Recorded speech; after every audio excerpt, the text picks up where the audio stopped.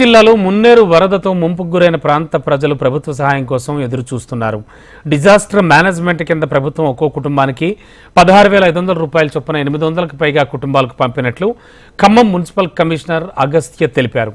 వరద బాధితులను ఆదుకోవడంతో పాటు వాగులు, డ్రైనేజీలపై అక్రమ కట్టడాలు కూల్చివేసేందుకు సర్వే చేస్తున్నామంటోన్న మున్సిపల్ కమిషనర్ అగస్త్యతో మా ప్రతినిధి రవికిరణ్ ఫేస్ టు ఫేస్.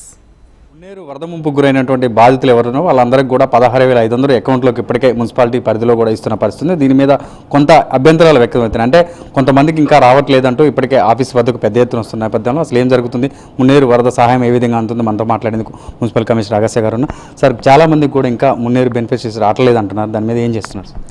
ఇట్లా సర్వేలో 9280 హౌసెస్లో సర్వే జరిగింది. ఆ 9280లో 8500 కుటుంబాలకి ఆల్రెడీ కంపెన్సేషన్ వచ్చింది. 700+ దాకా ఇప్పుడు మిగతా ఉన్నాయి. అక్కడ ప్రాబ్లం ఏంటంటే ఇప్పుడు సర్వే చేస్తున్నప్పుడు ఒక IFSC కోడ్ తప్పుగా రాశారు, బ్యాంక్ అకౌంట్ నెంబర్ తప్పుగా రాశారు, ఇలాంటి ప్రాబ్లమ్స్ ఉన్నాయి.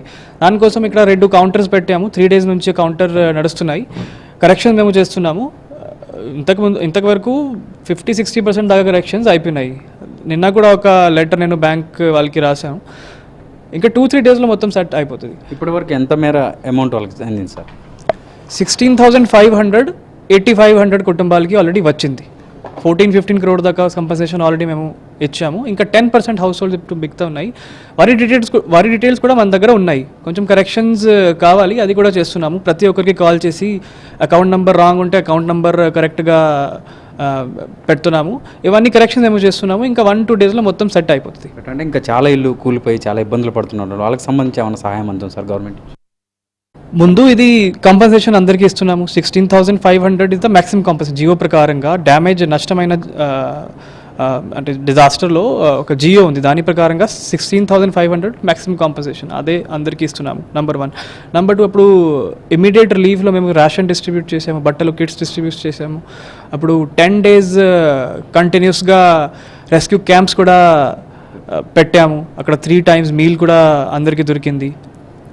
రైట్. అంటే చాలా ఏరియాల్లో వరద ప్రమాదం చాలా పొంచి ఉంది, చాలా కాలువల మీద ఆక్రమణలు ఉంది. దీనికి సంబంధించి సర్వే ఏమైనా చేస్తున్నారు సార్? అవును, ఇప్పుడు మనకి ఖానాపురం చెరువు నుంచి మన లక్కరాం టు దంసలాపూర్, ఇవి 3 చెరువు ఫీడర్ ఛానల్లో సర్ప్లస్ కోర్స్లో కొన్ని ఎన్క్రోచ్మెంట్స్ ఉన్నాయి. గూగుల్ ఎర్త్లో మేము కొన్ని ఎన్క్రోచ్మెంట్స్ ఐడెంటిఫై చేసాము.